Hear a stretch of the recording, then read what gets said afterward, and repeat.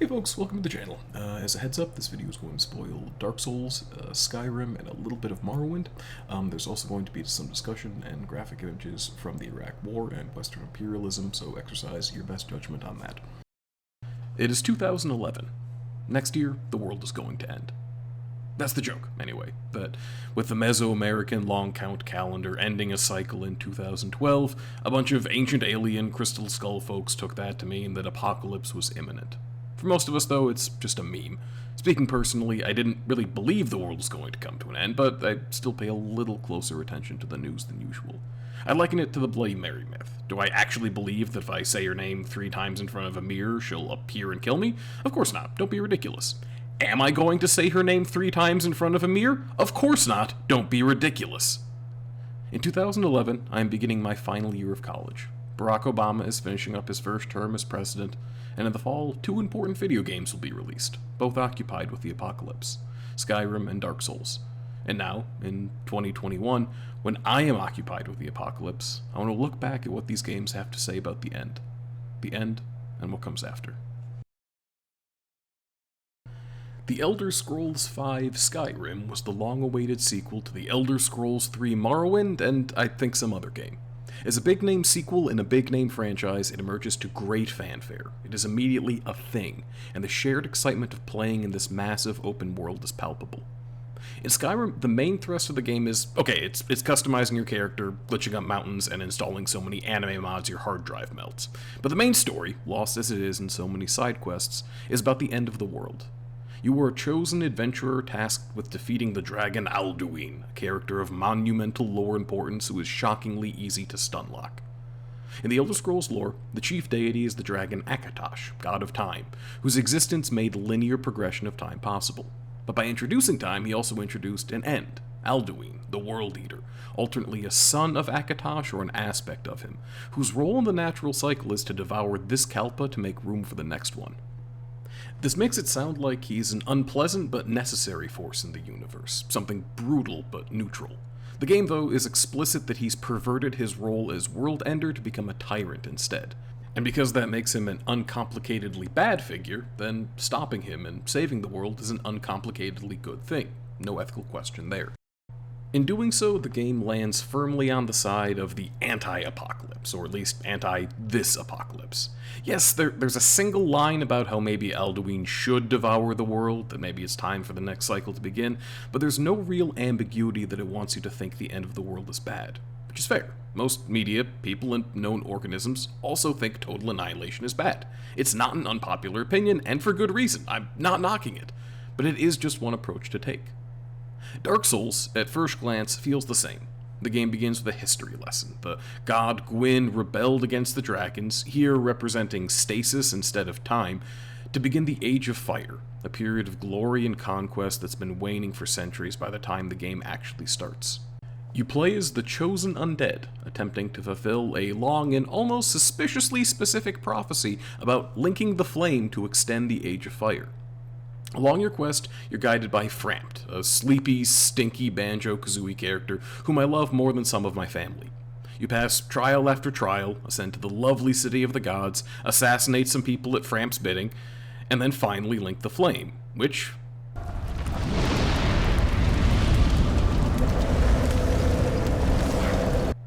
looks a little more painful than I was necessarily prepared for. Ah well, still, good game, justice triumphed. But that's not how the game has to play out.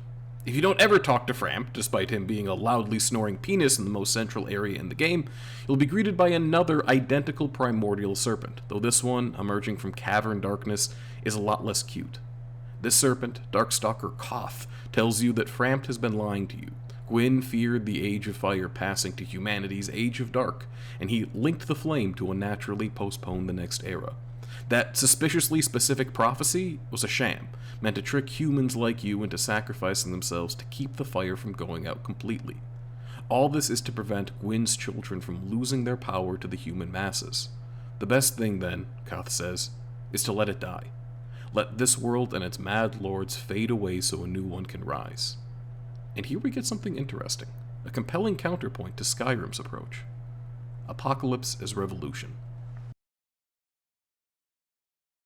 To be fair, the apocalypse is pretty regularly a stand-in for revolution in fiction. It's just that association is usually used to say revolution is bad.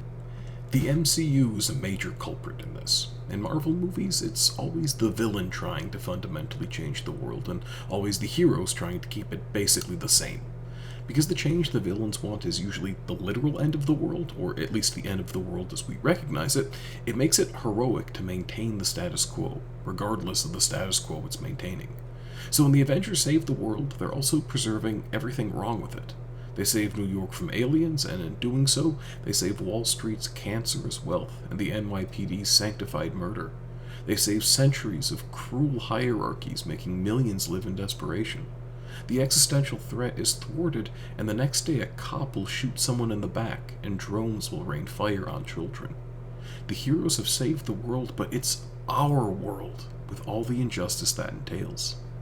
These stories are unable to meaningfully grapple with these injustices because they're stuck on a false dichotomy. Either accept the world as it is, or accept total annihilation.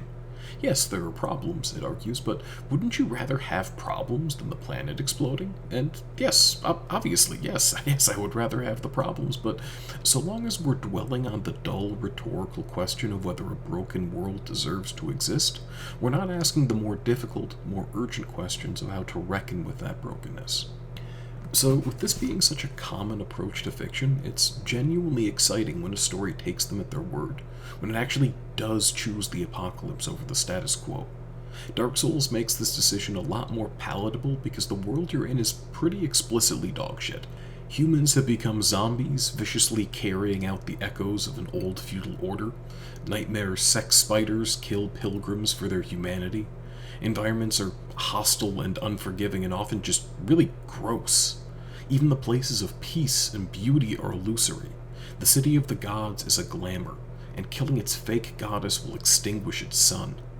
It's also bad and disgusting and hopeless that it makes you seriously consider whether it would be a mercy to start again.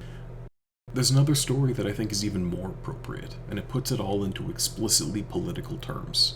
The Broken Earth trilogy by N.K. Jemisin.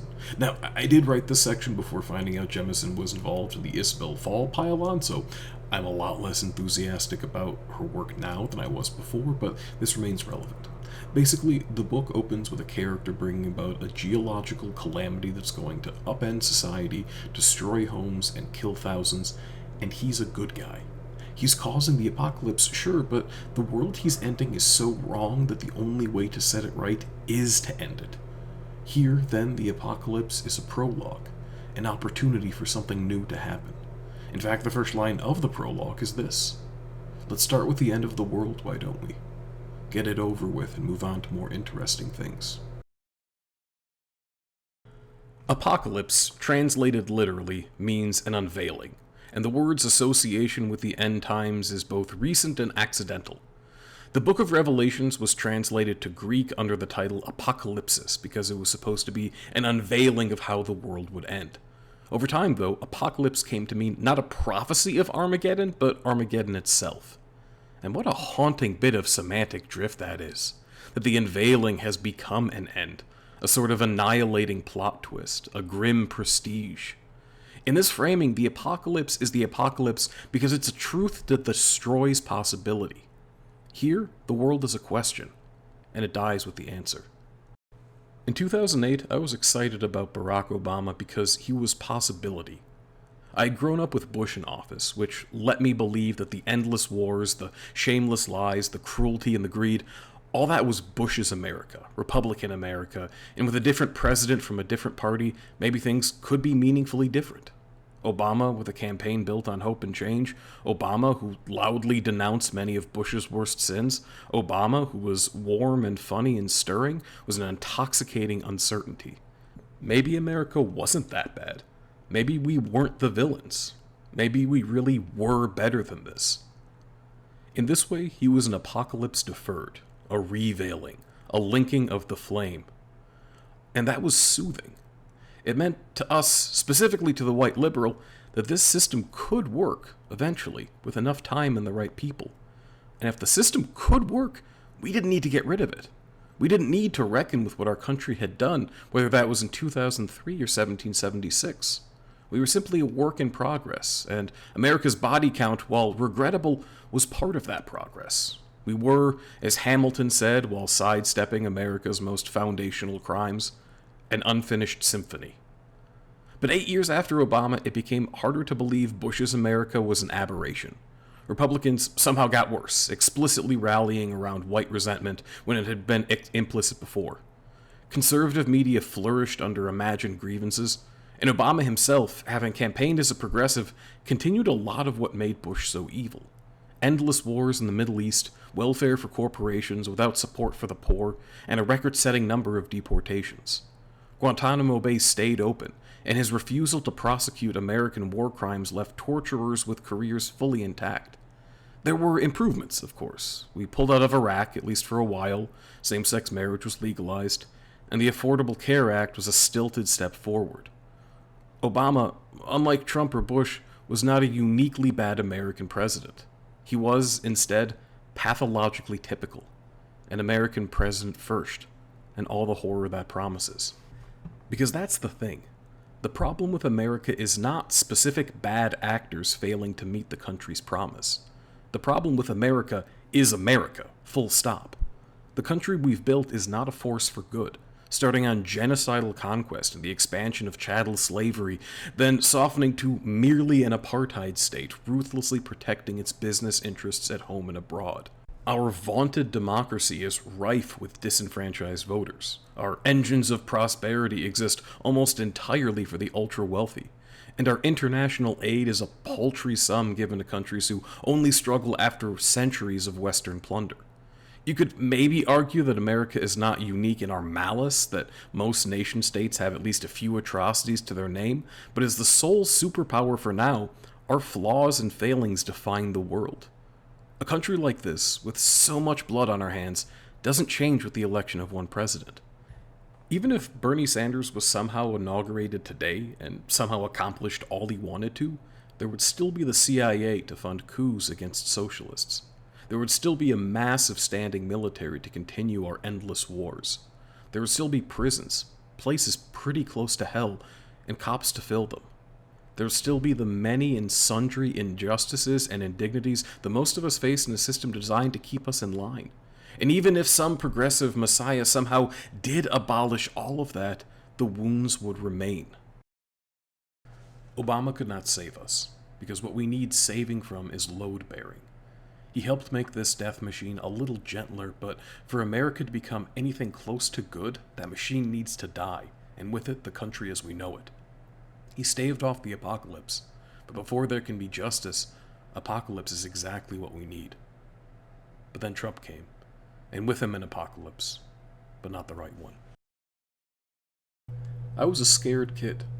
Burglars, fires, tornadoes, that sort of stuff, but I was always particularly scared of the supernatural, imagining a ghost at the foot of my bed, or a beast leering into the window, or Bloody Mary emerging from a cloudy mirror. Part of it is because, well, ghosts and monsters are scary, but another part, maybe a bigger part, is that seeing a ghost disproves a lot of my basic assumptions about reality. If I say Bloody Mary and she actually appears, then all of a sudden, everything I know about existence becomes suspect, and the world I live in gets murkier and stranger. It would be a painful, lurching epiphany that, yes, there are things out in the night, and no, I'm not safe. Alone in my bed, I am not safe. It's that moment of realization that I feared more than the knowledge itself, and that I could call that moment forward whenever I wanted. All I needed was a mirror. I have a hard time thinking about election night 2016. Trump's actual presidency was horrific, but I was largely prepared for the horrors, furious and grief-stricken, but ultimately unsurprised. It's the shock of his victory that never quite healed, the unveiling as much as what was unveiled. Because I thought I already knew what America was. I was radicalized years before, and I looked to a Hillary Clinton presidency as 4 more years of a deeply broken world moving tepidly forward. Intellectually, I had known this country was built on white supremacy, but emotionally, I had hoped for something else, even as late as 2016. I have a hard time thinking about that night because I don't want to remember the small apocalypse of giving up on the country, because the feeling of hope leaving hurts worse than the feeling of hope gone. There's a version of this essay that's temptingly easy to write. In it, I get excited about apocalyptic fiction that embraces the apocalypse because it's revolutionary. I talk about how Dark Souls is revolutionary and leftist and good, while Skyrim is static and neoliberal and bad. There is some truth to this, but there's also more to say. Skyrim is a fairly conventional game, both in gameplay and aesthetics, as are most of the games in the Elder Scrolls series. But if you look just a little past the veneer of Tolkien derivative fantasy, things get pretty interesting and deeply weird. It's a universe whose foundations are all askew. Its stars are puncture wounds in reality, and its moons are the corpses of gods. Dragons are biological time machines, elves can burst into primordial monsters of swirling chaos, and linear time regularly just breaks. Most of this compelling strangeness comes from Michael Kirkbride, a former writer and developer for Bethesda who left the company shortly after Elder Scrolls 3, but whose impact on the universe persists. Kirkbride's writing for the game was dense and esoteric, drawing influences from Hinduism, Gnosticism, and Aleister Crowley's Thalmor religion. His 36 Lessons of Vivek, a sprawling in-game book, is a buck-wild parable of a god king giving birth to the image he was made from, and also potentially a confession to murder. But maybe Kirkbride's most enduring contribution to the series is more structural, appreciating how the medium of video games is uniquely situated as an engine of possibility. For Kirkbride, video games like the Elder Scrolls with branching paths and different playstyles are a sort of Borgesian hypertext, a story that's not one single linear path, but a collection of forking ones, all possible outcomes superimposed into one. Morrowind, the game Kirkbride contributed the most to, is about a prophecy that doesn't have to come true, but can if the player takes certain steps. It's not a story happening passively in the past. It's a series of choices the player must make to create a story of their own. It's pure, rich possibility, and he celebrates it. To Kirkbride, every playthrough of an Elder Scrolls game is the canon one, even when they contradict each other. All fan work is canon. All theories are true. The pure possibility of this strange, malleable world is democratized. And if this world is a community of equals, it makes sense that the ones trying to stop it are the Nazis. There's a central philosophical disagreement between the humans of the Elder Scrolls games and the elves. To the humans, the gods are their creators. Life is a gift, and the gods most responsible for that gift are venerated. To the elves, though, the gods are their ancestors, which makes their existence in the mortal coil a descent from godhood, a sort of fall from Eden. To the elves, the gods who made mortal life and physical reality to support it, they're traitors. The most militant about this are a faction called the Thalmor, whose goal it is to erase humanity not just from the world, but from the world's imagination, to exterminate humans both physically and conceptually until they are no longer possible. Then they can unmake the world and return to the ancestral godhood that is their right. Here, as before, the apocalypse is the death of possibility, an answer to the question. But this is a grim answer, crushing out the rich, open-source world of imagination for the stasis of racial purity, a death cult trying to bring it all down to achieve some lost grace, a breaking of the status quo beneath a revolution, but not a revolution towards justice. And here we find the difficulty of being a revolutionary. There are good revolutions and bad ones. Not the well-intentioned revolution that goes too far trope that is so suffocatingly prevalent in pop culture. No, revolutions that are, on their face, bad, regressive, a sudden uprooting of the status quo to achieve some more ancient inequality.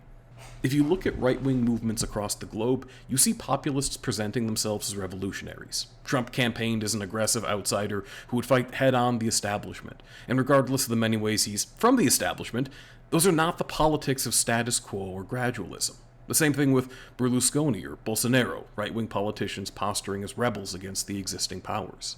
They are ushering in an apocalypse, an end to the possibility of liberal society, attempting to reveal old hierarchies as the true bones of the world. I'd love to no true Scotsman this and say these reactionaries are not worth calling revolutionaries. The problem, though, is that history is rife with these regressive rebels, the sudden and radical change in the direction of cruelty and injustice. America's largest scale and most defining revolts are 1776 and the Civil War, and in both instances, it was not the colonized or enslaved taking up arms. It was the colonizers and the enslavers. This makes the apocalyptic, the revolutionary, the sudden, and the radical not the sole province of the good. So what does that mean? It means we leftists have to be careful what apocalypses we wish for, certainly. And yes, that can feed into the exhausting narrative of a progressive cure being worse than the reactionary disease, and no, I'm not happy about that either. But maybe most significantly, the terrible revolution is a refutation to gradualism. It's a clear and horrifying counterpoint to the idea that the world as is self-regulating, and will turn towards justice with the certainty of gravity. If every modest step away from cruelty is met with a Trump-like reaction who thinks cruelty is rad as hell, then we can't just inch towards something good. We can't just nominally improve the status quo and eventually ship of Theseus our way to utopia. We'll have to take the grand possibility of our world and actually use it, because the very worst are doing the same. I have fairly regularly referred to COVID and the ensuing lockdown as the end of the world. Oh, yeah, sorry for the delay on this email. I was working on it, but then the world ended. And that's not really true, obviously. Though the death toll is staggering, the upset to daily life huge, it's not really an end to things for everyone. It is, though, a terrible sort of vindication. Proof positive that our government is neither capable nor willing to help its people, even during a full-on catastrophe. By the time I was isolating from friends and family but had no choice but to work in person, I didn't have any illusions about what America would do for me if I needed help, but it's another thing to see it so clearly proven. It's been the apocalypse not just because it's the end of a world, but because it's shown us exactly what this world is. There's certainty in the apocalypse, and there is death in that certainty. The last section of this essay exhorted all of us to revolt against the system, but if I'm being honest, I've had a hard time doing that during COVID. I've spent most of the last year despairing about something. My family's safety and livelihood, my own, the horrors of a police state, the millions dead worldwide. All the unknowns of 2020 were scary, but it was the knowns that were paralyzing. The unrelenting evidence that things really were as bad as they seem. There's a YouTuber named All in All making some Elder Scrolls animations diving into the deeper parts of the series' lore. They're also immaculate shitposts, Garfield among the cat people, Skyrim covers of Careless Whispers, and sex jokes that somehow further the plot. They are slowly and obliquely telling a cohesive story, following the bold-cut tyrant of the Thalmor trying to unexist the world. There's a particularly effective video of this bold-cut elf as a kid, crudely bandaged after his father cut off his ears. An elder Thalmor agent asks him what he wants, and in a strange, glitched-out voice he says, "Don't die." It's a pure emotional reaction. But when the Thalmor laughs and says, "Don't we all?" and the kid looks up at him, it's the first time that personal despair becomes ideological. The next scene is the kid, dressed in the uniform of this death cult ethno-state, executing a man who looks an awful lot like his father. The boy has gone from something personal, the small apocalypse of a single suicide, to something grander and more terrible. We sympathize with the boy and the real-world, despair-driven fascists he can easily represent at our own peril. It's the same pernicious narrative that turns the white supremacist Columbine shooters into the real victims of their murderous rampage. But it can be instructive to see how things happen. A personal, terrible certainty can lead to the politics of despair. I'm reminded of one of the more startling statistics I've heard. There is nothing more dangerous to a woman than a suicidal man with a gun. And so, during COVID, when I found myself rewatching that video, replaying that clipped "to die" in my head at work, I worried.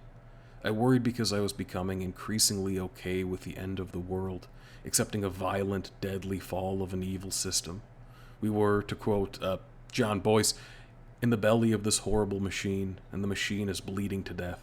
And more, I just wanted to see that machine die, even knowing what it would mean for me and the people I love. I didn't become a fascist, I didn't stop being a leftist, I didn't suddenly believe in accelerationism, but death, both my own and the system's, sounded a lot more appealing. I embraced an apocalypse, the ending and the knowing all in one. Lordran, the setting for Dark Souls, is bad. Most humans have turned into feral zombies, there are nightmare amalgamations running around stealing people's humanity, and the gods are dead, gone, or actively deceiving you. It's a hostile world, fallen to madness, fallen to malice, just fallen. And it's easy to look at such a terrible place and think that ending it all would be for the best, a mercy killing to pure suffering.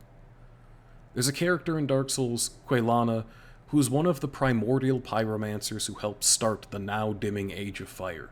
She asks you to kill her family. Her sisters who have become spider demons, her mother who is chaos incarnate, her brother who has the absolutely awful name Ceaseless Discharge. Quelana presents this slaughter as a good thing, what her family would have wanted before they warped into grotesqueries. And because her family is so grotesque, and some story-necessary bosses, it's easy to go along with her request, and feel that murdering these monsters is a good thing. But though they're monstrous, there is life there. There's family. Her sister Quelaag, a spider demon who tries to kill you early in the game, is really just trying to heal her sick sister, the nameless fair lady whose creaking voice despairs when her eggs go still. Ceaseless Discharge is completely non-aggressive until you pick up some old clothes on a burial mound. You will likely kill him before reading the description of the clothes, that say they belong to his sister Quelana, who faked her death to flee the family. He's mourning the living sister who asks you to kill him. The demons of Izalith, the humans heavy with parasitic worms, the living severed legs basking in magma, they all attack you, yes, but only after you intrude on their home. And it is their home. In this horrible world, in this horrible place, they've carved out a life. A lot of us, most of us, are not so much living in late capitalism as trying to survive it. Any apocalyptic event that tears down the system will, at least in the short term, destabilize our already unstable lives, and the effects will be worse for those most marginalized. The writer and activist Robert Jones Jr., going by Son of Baldwin on social media, posted during COVID that he would not mourn the fall of the American empire, but he knows that the collapse would most impact the oppressed. This country deserves to die, but its death would hurt the people already most wounded by it, those carving out life at the edges of an evil system. We've seen it already with COVID, disproportionately affecting black people, ravaging low-wage frontline workers with little protection and fewer options. America holds us hostage, and it will not let go of its hostages gracefully. I don't know exactly what to say about this knowledge, that the move towards a more just society will cause, or at least precipitate harm, that even the best apocalypse is an apocalypse still. I don't want to give up on a better world, but I also don't want to sit here and apportion acceptable losses for decency and dignity. All I know, at the very least, is that we have to acknowledge the cost. In the Kirkbride Elder Scrolls lore, there is a state of enlightenment called CHIM, the secret syllable of royalty. A character achieves CHIM when, essentially, they realize they are a video game character. They're confronted with the fact of their artifice and insignificance. They know and fully believe that them and their whole world is a lie. And, knowing this, they don't care. They accept that yes, they are a tiny facet of a larger dream. They and everything they love is fiction. They do not truly exist, but they don't see why any of that should get in the way of their lives. Once a character achieves CHIM, once they realize the world is made up, they can change it as they please. An emperor turns a humid jungle into an admittedly less interesting temperate countryside. A bandit and subsistence sex worker does not become a god so much as he rewrites time so that he always was a god, and the circumstances of his life are not random struggles but mythopoetic harbingers of his divinity. CHIM is where the branching paths of the game, the discrete multiple choice options, explode into a cloud of radical possibility. But first they must converge on a single, brutal truth, one that could easily inspire an annihilating despair. One world ends in a terrible answer, but that terrible answer blooms into questions of a better one. I was a scared kid, scared more of the unveiling than the end itself. And I've been scared ever since. I think a lot of us are still scared, especially the ones who want to believe that this world we've made is a good one, and that it will move towards justice on its own, because to think otherwise invites a certainty that feels a lot like death. But we have to face that certainty. We have to accept it. We have to look at the reflection of our world, at the midnight of our time, and say the words that scare us most. Bloody Mary, Bloody Mary, Bloody Mary. And be ready for what comes next.